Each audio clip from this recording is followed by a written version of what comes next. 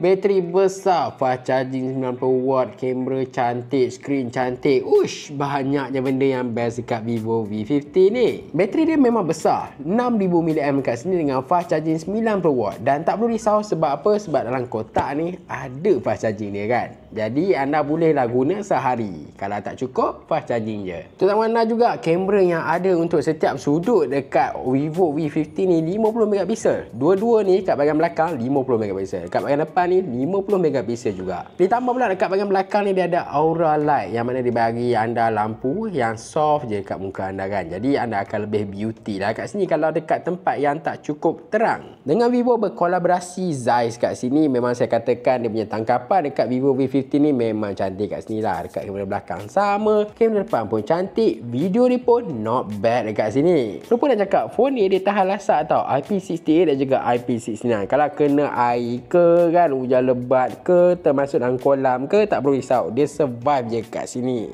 Jadi pendapat anda tentang Vivo V50 ni? Dengan sekitar 2000 kat sini, saya boleh katakan dia segalanya lengkap untuk sebuah smartphone flagship. Pendapat anda? Tinggalkan kat bahagian komen di bawah.